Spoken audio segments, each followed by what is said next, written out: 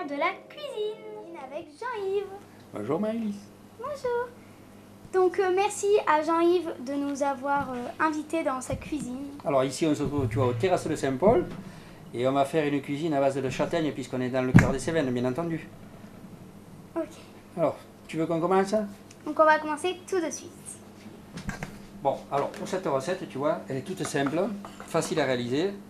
Alors il faut des œufs de poule, bien entendu. Ça c'est une race de poule qui s'appelle les Leghorn. C'est une race ancienne que un monsieur du côté de qui s'appelle Monsieur Besson, il est de la Bruyérette et il me fait des œufs spécialement pour moi. Il a acheté ces poules exprès pour moi parce qu'elles ont la faculté, ces œufs, le jaune est plus goûteux et il y a très peu de blanc.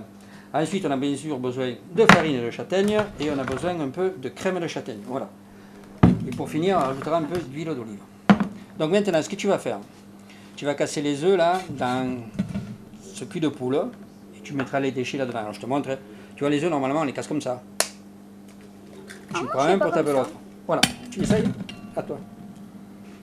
Et vas-y, essaye. Voilà. Tu le poses. C'est rigolo, non? Vas-y.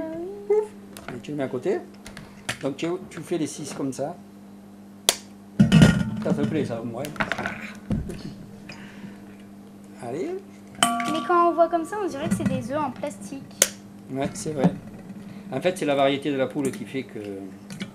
On appelle ça, je te dis, c'est les Leghorn, la race, les poules sont blanches et les œufs sont blancs. Bon, c'est pas grave, si tu tombes des coquilles, les coquilles, elles restent comme de châtaigne. Voilà. Pouf. Allez, tu y vas. Gaiement.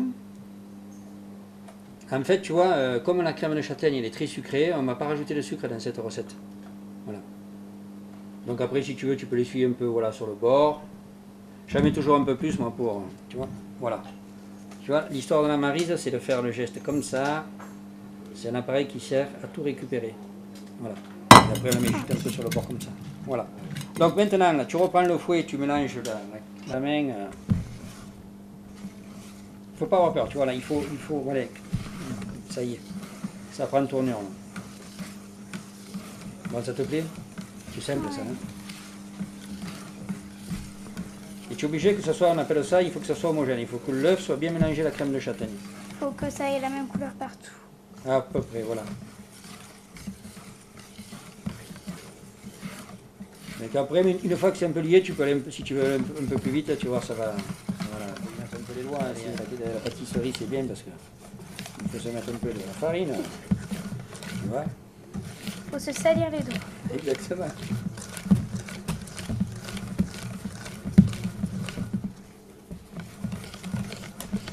C'est du sport.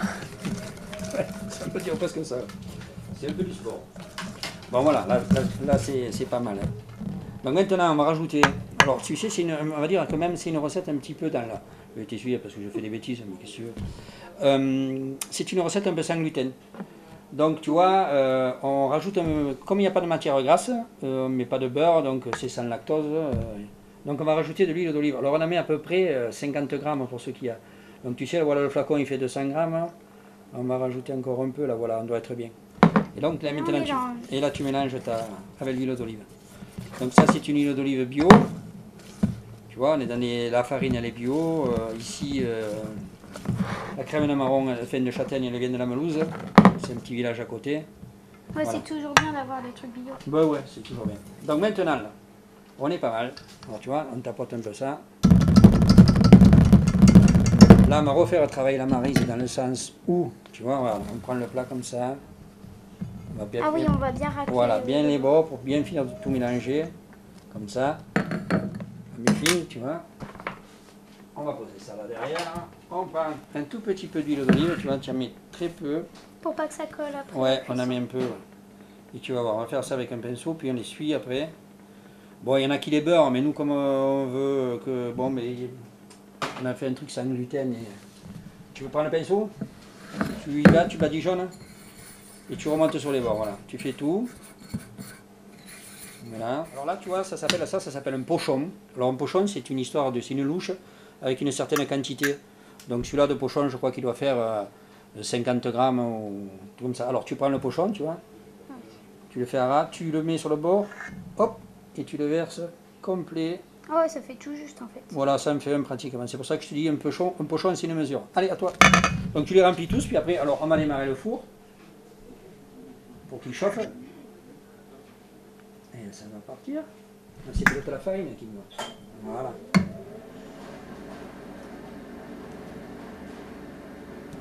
Voilà, tu les suis sur le bord. Hop.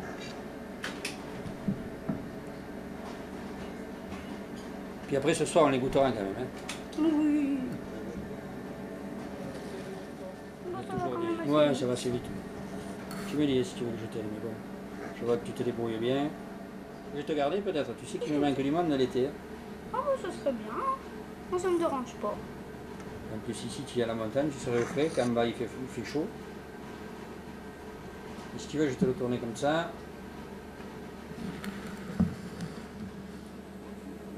Parfait.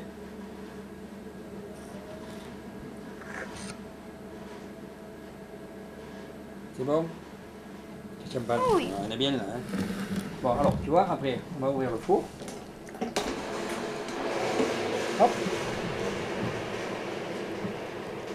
C'est un peu petit. Et voilà, c'est parti. Il est automatique, 180 pendant 20 minutes. Et c'est cuit. Bon, pour la première recette, c'est fini. Tchou. Toute la recette ainsi que les ingrédients seront en barre d'infos. Ah, tu t'en souviens, les ingrédients? Alors moi, je vais te le rappeler. Il faut 500 g de crème de châtaigne.